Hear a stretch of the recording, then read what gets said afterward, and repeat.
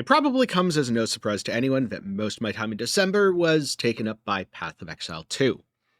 Not only is this a hugely anticipated game that's gone really well for GGG, but it's also something that I personally was really looking forward to.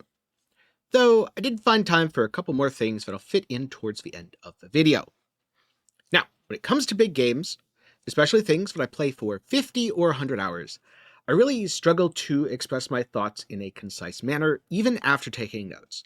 So this is going to be a bit rambly, and this is also why I never reviewed either Elden Ring or Black Myth Wukong, because there was a point after which my brain just kind of turned to mush from playing the game.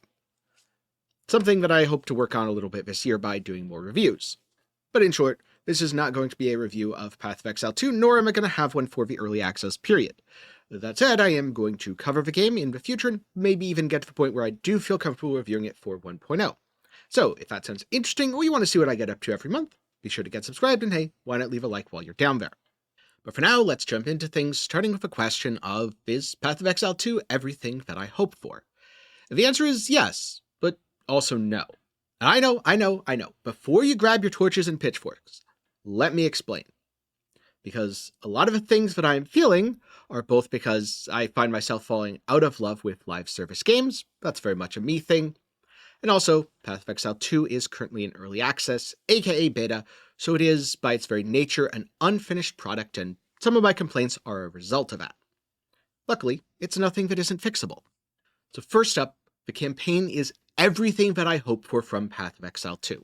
It does an amazing job of blending the slower and more methodical gameplay from something like Dark Souls, yes, it even has bosses to match like a good old Sword Wolf, with the loot-based progression systems that you'd expect from an ARPG. This is something that not enough games do. No Rest for the Wicked, a game from Moon Studios that I played early last year, also did something similar, and I really enjoyed that as well. It is also super clear that Path of Exile 2 is made by developers that love the game they're working on, because there are so many small touches that don't matter at all in terms of the gameplay or in terms of selling skins or anything like that, but they make the game look and feel really cool. For example, recently, I caught a stream from GGG Octavian, where I happened to mention that it's awesome the way particle effects kind of hang in the air for a second after you use a powerful spell. And he mentioned different monsters have different blood types, and the splatter works differently both based on how you hit them and what blood type a monster has. Does Path of Exile 2 need a blood splatter engine?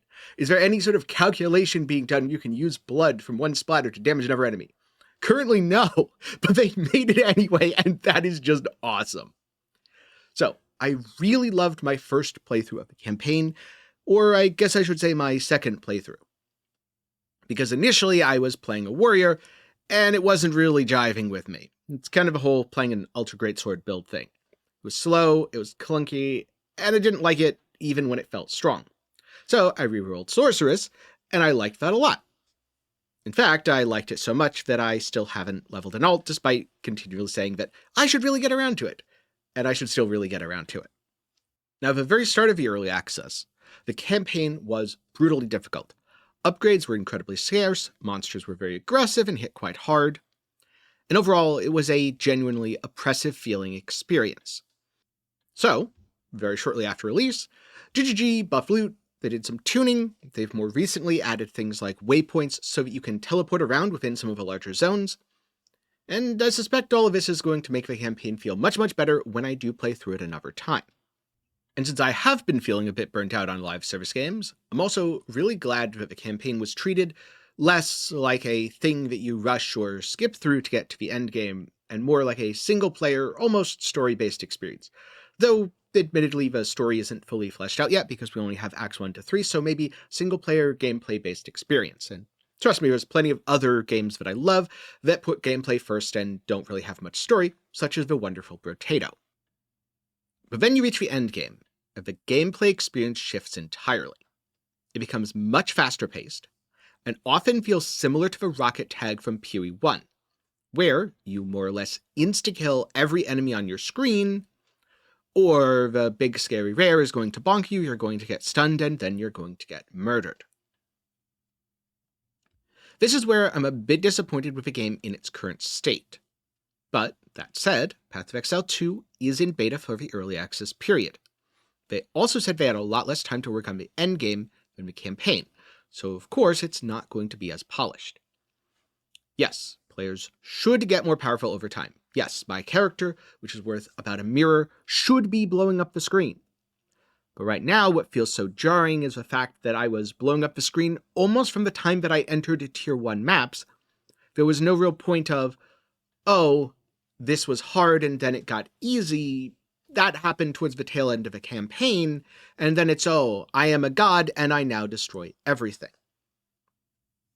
Admittedly, that could be because I've played a powerful character, and it could be that after trying other builds and other ascendancies, I feel differently even with the game's current state. But I suspect there is at least something to this because recently, GGG also said on a community Q&A that they feel the same way. That they also think that right now players get a bit too strong a bit too quickly, so I suspect in the future there's going to be some balance changes to address that, at least in some regard. The overall, Path of Exile 2 is a great game, and it's clear the developers love it a lot. In fact, I'm reminded in some ways of Blizzard in its prime, a correlation that's kind of worrying given a later topic in this video. But it's also very clearly an early access game. Things are unfinished. Content is missing. Admittedly, if you compare it to Diablo 4 or Last Epoch or pretty much any game that is not Path of Exile 1, it still has more content, especially in the way of meaningful interactions, than any of those other games. But if you compare it to Path of Exile 1, which has had over a decade of development, the content does come up lacking currently, though I'd expect that to be addressed as the early access continues and more stuff gets added. I'd also say that even if live services aren't for you, you can get quite a bit of enjoyment out of Path of Exile 2 if you wait for the full release when the campaign is finished, because you can treat it as a single-player, gameplay-focused title, go through the campaign, kill all the bosses, bring the story to a close, and then just not play the endgame, because that's where the live service stuff starts. And so, those are my thoughts on Path of Exile 2, the game that I played the most in December of 2024. I know it is a bit long and a bit rambly. There's probably going to be more long rambly stuff in the future, but for now, I want to turn to the other two things from December. First of which is another small indie game that I managed to find time to play in God of Weapons. This is a bullet hell inventory management game. And I have to say, right off the start, the backpack and inventory management stuff is pretty cool. You want to place items next to each other to maximize the synergies. You have different inventory slots that increase as you level up. And you can get some really powerful stuff, like if you place your armor items between two longswords, it almost caps your armor, which is an insane defense.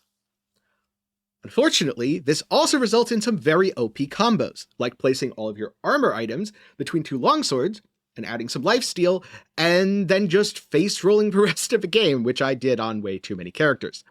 So far, the characters I've struggled the most with are the ones where I cannot just use the OP longsword combo. And as a result of this, I haven't gotten into God of Weapons quite as much as I have with other titles like Brotato, because there's less of that element of challenge. At the same time, if you're looking for something a little bit more chill, then I can strongly recommend it. And also, it does some really cool stuff with the genre by blending in the inventory management stuff. I quite liked Backpack Battles, which was an inventory management PvP simulator.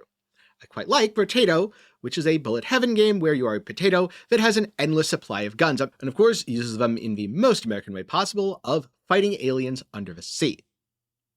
With all that said, I still have played a good bit of God of Weapons, to the point where I might even make a couple more videos and release them on the channel in the near future. Though I'm not 100% sure, so don't take this as a promise, take this as a maybe, and let me know down below if you'd actually like to see more content for that game. Now, the last thing I did in December wasn't a game I played, it was a book I read. Play Nice, The Rise, Fall, and Future of Blizzard Entertainment, written by Jason Schreier. For a long time, I was a fan of Blizzard. I played titles like StarCraft 1 and 2, World of Warcraft, Overwatch, and Heroes of the Storm. And so this felt very personal to me because I was there, not really for Blizzard's heroic rise, but definitely for their fall. And Jason Schreier did a very good job of portraying what it was like within Blizzard, and showing the humanity of many of the people involved. Personally, I found the early days to be the most interesting because my experience with Blizzard came in later. I saw things like the failure of Diablo 3 with Error 37 and a player base that just wasn't picking up what Blizzard was putting down. I saw the rise of Heroes of a Storm and the specter of esports, and even saw World of Warcraft in its peak. I started playing in Wrath of the Lich King when the game had its most players, and I stopped playing in Legion, which, well, yes, was pretty popular, but was also kind of a beginning of the end, at least for a few expansions. So, if you've ever played a Blizzard game, or you have any interest in Blizzard, the gaming industry, etc., I strongly recommend that you read the book for yourself. But the one thing that I took away more than anything else is the fact that this didn't come about because one day someone just decided, let's be evil and destroy everything. In fact, a lot of Blizzard's biggest failures came out of a genuine desire to make something good, albeit a misguided one. A lot of the mistakes behind Diablo 3, such as the Real Money Auction House, weren't, hey, let's get the most money possible. It was, hey, players are going to do this anyway. Let's make it easier. It serves as a good reminder that nothing lasts forever. That even the most beloved developers, Grinding Your Games or Larian, yes, they're for hype now, but if things continue to go on, eventually either they're going to fade away, or there's going to be a fall from grace. Or I don't know, maybe the state of the gaming industry is just getting to me a little bit, but that's what I've been thinking about. So if you've read the book, I'm also curious about some of your takeaways. If you haven't, just let me know what you played in December. So because this is kind of my way to close out the year, and I don't want to end things on a downer, I'm going to let you know about some plans that I have for 2025, specifically reviewing way more games. Both to get some practice in and hopefully get over that feeling of I can't review anything that's a longer game, and also because, as I continue with this channel, I want to make more videos that I can look back on a couple years later and go, yeah, that was really good, I like that. And not, oh man, it's a shame that this guide I made and put all this time into doesn't matter because the game got updated. So yeah, that's my plan, and look forward to more reviews coming soon. So thank you for watching to the end, I'm glad you enjoyed, and I'll see you in the next video, or maybe even in the next review.